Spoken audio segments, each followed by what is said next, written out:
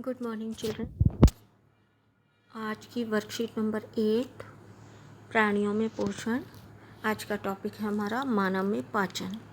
मानव में पाचन कैसे होता है, कहाँ से शुरू होता है, आज हम इसकी जानकारी हासिल करेंगे। सबसे पहले हम जानेंगे कि एक छोटी सी एक्टिविटी यहाँ दी हुई है। राजू विद्यालय के लिए तैयार हो रहा था, इसलिए वह अपना नाश्ता भोजन बहुत तेज़ी से और जल्दी जल्दी बिना चबाए कर रहा था। उसकी माँ ने उससे अपना भोजन निकलने से पहले ठीक से चबाने के लिए कहा। आप क्या बता सकते हैं कि उसकी मदर ने ऐसा क्यों कहा कि भोजन चबा के खाना चाहिए? भोजन का अंतर्ग्रहण मुख द्वारा होता है। मुंह से हम अपने भोजन को अपने शरीर के अंदर ले जाते हैं, तो भोजन को शरीर के अंदर लेने की क्रिया को हम अंतर्ग्रहण कहते हैं। तो हमारी अंतर्ग्रहण हम किससे करते हैं? अपने मुख से करते हैं। अब हमारे मुख के अंदर क्या क्या आप देखते हैं? भोजन दांतों की मदद से छोटे छोटे टुकड़ों में पीस दिया जाता है। रोज़ जब हम खाना खाते हैं, अपने दांतों से चबाकर खाने को छोटे छोटे पीसेस में बदल देते हैं। ये भोजन के पाचन एवं आसान अंतर्ग्रहण में मदद करता है। ये ऐसा क्यों करते हैं हम कि दांतों से जब हम चबा के भोजन को छोटे टुकड़ों में कर देते हैं, उससे क्या फ़ायदा होता है? भोजन के पाचन एवं आसान अंतर्ग्रहण में मदद करता है। आसानी से हमारे शरीर के अंदर चला जाता है और पाचन में हेल्प करता है। हमारे दांतों की आकृति भिन्न भिन्न होती है। हमारे मुंह में इसके अलावा दांत होते हैं और एक जीभ होती है। तो दांतों की आकृति अलग अलग होती है और उनके कार्य भी अलग अलग होते हैं। यहाँ पर आपको दांत दिखाए हुए हैं। हमारे एक एडल्ट व्यक्ति के मुंह में 32 दांत होते हैं। उन 32 दांतों को हम 4 तरह के दांतों में बांट सकते हैं। पहला है कृंतक। कृंतक कर्तन एवं दर्शन करने वाले दांत कहते हैं। ये कुतरने काटने के काम आते हैं ये दांत। दूसरा नंबर है रदनक। रदनक कैनाइन को कहते हैं। चीरने और फाड़ने के नुकीले दांत होते हैं, चीरने फाड़ने के काम आते हैं। उसके बाद प्रीमोलर या अग्र चवर्णक, चबाने के और पीसने वाले दांत हैं। और लास्ट में चवर्णक या मोलर, ये भी चबाने और पीसने वाले दांत हैं। तो यहाँ पर देखिए, आपको ये दांतों के चित्र बना कर दिए हुए हैं। दांतों के चित्र में ये जो 4 हैं आपके, ये 4 1 2 3 4, ये आपके कृंतक हैं। 1 2 3 4।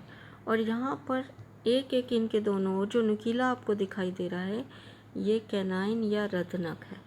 4 आपके कृंतक होते हैं, 2 रदनक होते हैं एक जौ में, और उसके बाद ये 2 और ये 2 अग्र चवर्णक या प्रीमोलर कहलाते हैं। और लास्ट के 3, और इस तरफ भी लास्ट के 3, इस तरह 6 हो गए। ये चवर्णक और मोलर कहलाते हैं। तो इन दोनों अग्र चवर्णक और चवर्णक का क्या काम है? भोजन को पीसना और चबाना। पीसने वाले दांत हैं ये। और ये जो नुकीले दांत हैं, ये क्या करते हैं? चीरने और फाड़ने, किसी चीज़ को चीरने के काम आते हैं जब हम मुंह में डाल के। आगे वाले जो 4 दांत हैं, ये क्या करते हैं? ये दांत भोजन को काटने के काम आते हैं। तो इस तरह दांतों को 4 वर्गों में बांटा गया है। हमारे मुंह में, एडल्ट व्यक्ति के मुंह में 32 दांत होते हैं। तो एक जौ या जबड़े में 16 दांत होते हैं। अब इसके बाद हम पढ़ेंगे कि हमारे मुख में क्या क्या कार्य होता है और कौन सी ग्रंथि होती है। तो कौन सी ग्रंथि होती है मुंह में? हमारे मुख में लाला ग्रंथि होती है। लाला ग्रंथि से क्या निकलता है? लाला रस, जिसे हम लार के नाम से जानते हैं। लाला ग्रंथि लाला रस बनाती है या उसका स्राव करती है। लाला रस क्या कार्य है? ये भोजन में उपस्थित मंड को शर्करा में बदल देता है। तो ये आपका लाला रस का कार्य है। ये भोजन में उपस्थित मंड यानी स्टार्च को शर्करा में बदल देता है। और लाला ग्रंथि का क्या काम है? लाला रस का स्राव करना। यदि हम कुछ समय के लिए रोटी का टुकड़ा चबाते हैं तो इसका अनुभव कर सकते हैं। क्या अनुभव कर सकते हैं?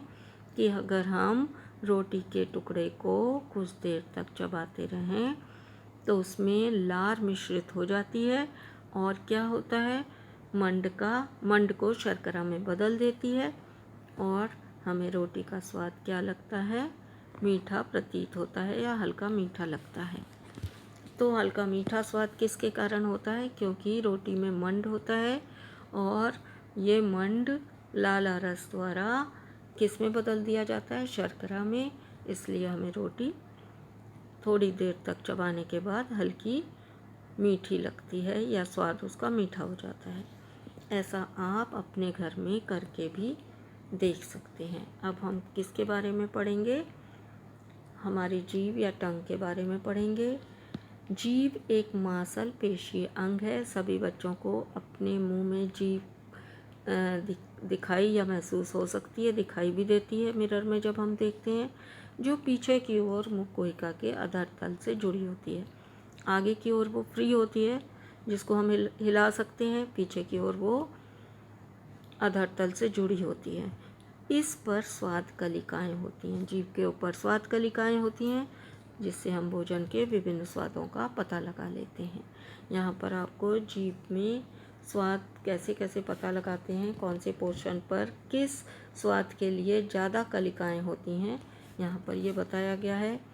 यहाँ पर हमें मीठा स्वाद ज़्यादा महसूस होता है। यहाँ दोनों तरफ हमको खट्टा स्वाद ज़्यादा महसूस होता है। यहाँ पर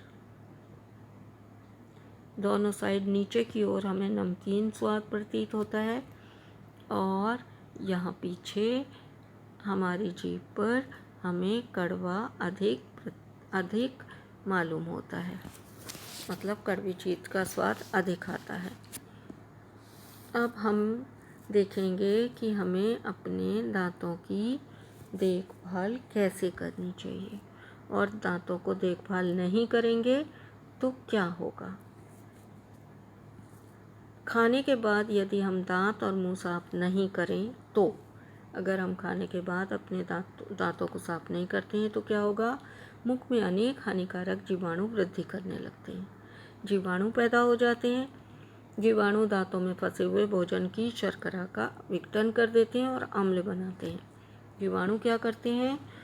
जो हमारे भोजन के कण दांतों में फंसे हुए हैं, उस भोजन को भोजन में शर्करा होती है, उस शर्करा का ये विघटन कर देते हैं और अम्ल बना देते हैं। ये अम्ल धीरे धीरे दांतों को नुकसान पहुंचाता है। इसे हम दंत क्षय कहते हैं, यानी दांतों का खराब होना। इसलिए हमें क्या करना चाहिए? दांतों को खराब होने न देने के लिए प्रतिदिन हमें कम से कम 2 बार ब्रश या दांतों से दांत साफ करने चाहिए और कुछ भी खाने के तुरंत बाद कुल्ला कर लेना चाहिए, माउथ रिंस कर लेना चाहिए। अभ्यास के प्रश्न देखते हैं। पहला प्रश्न है आपका, भोजन करते समय हमें इसे ठीक से क्यों चबाना चाहिए? भोजन को चबाना ज़रूरी क्यों है? भोजन को हम चबाते हैं जब, तो हमें क्या फ़ायदे हो जाते हैं? एक तो हम उसको आसानी से अंतर्ग्रहण कर सकते हैं, अर्थात उसको अंदर ले जा सकते हैं। और दूसरा कार्य क्या करते हैं हम उससे? भोजन का पाचन आसानी से हो जाता है। ये मतलब कि भोजन को चबाना जो है वो चबाने से भोजन के पाचन और आसान अंतर्ग्रहण में मदद मिलती है। भोजन को चबाने से भोजन का पाचन आसानी से हो जाता है और आसानी से हमारे शरीर के अंदर पहुंच जाता है। तो भोजन को इसलिए हमें ठीक से चबाना चाहिए। नेक्स्ट क्वेश्चन है आपका, हम अपनी दांतों की देखभाल किस प्रकार कर सकते हैं? दांतों की देखभाल हम किस प्रकार कर सकते हैं? दांतों को देखभाल करने के लिए प्रतिदिन हमें कम से कम 2 बार ब्रश या दातुन से दांत साफ करने चाहिए। दूसरा, कुछ भी खाने से के तुरंत बाद हमें कुल्ला अवश्य करना चाहिए। तो इस प्रकार हम अपने दांतों की देखभाल कर सकते हैं और हमारे दांत कैसे रहेंगे? स्वस्थ। क्वेश्चन नंबर 3, निम्नलिखित में से प्रत्येक का एक कार्य लिखिए। एक एक कार्य आपको लिखना है। लाला ग्रंथि क्या करती है? जीभ क्या करती है? चवर्णक और लार का क्या कार्य है? तो ये कार्य हम यहाँ पर लिखेंगे। लाला ग्रंथि, जीभ, चवर्णक। तो नंबर 1 पर लाला ग्रंथि ये क्या करती है? लाला ग्रंथि का कार्य है लाला रस का स्राव। तो यहाँ पर हम लिख देंगे लाला रस का स्राव करना। स्राव यानी निकलना। स्राव, इतना ही लिखेंगे हम। दूसरा आपका क्या था? जीभ। तो जीभ का क्या कार्य है? जीभ भोजन को अच्छी तरह उलटना पलटना। तो लिखेंगे भोजन को उलटना पलटना। और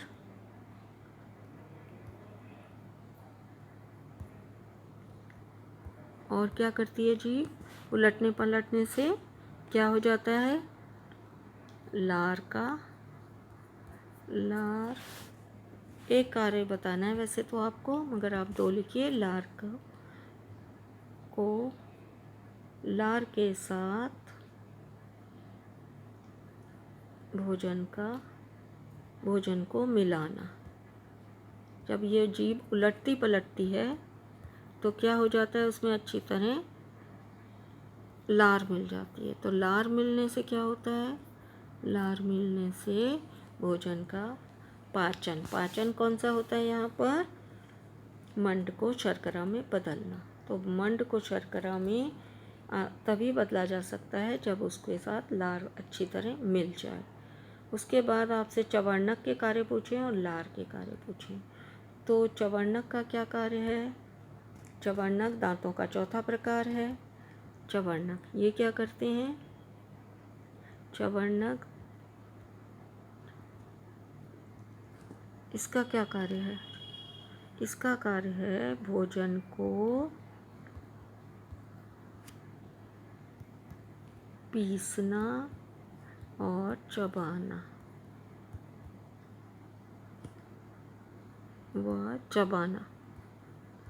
जो भोजन चबाया जाता है या भोजन को पीसा जाता है, जो एकदम लुगदी जैसा बन जाता है हमारे मुंह में, वो चवर्णक का कार्य है। इसके अलावा आपसे पूछा गया है लार का क्या कार्य है?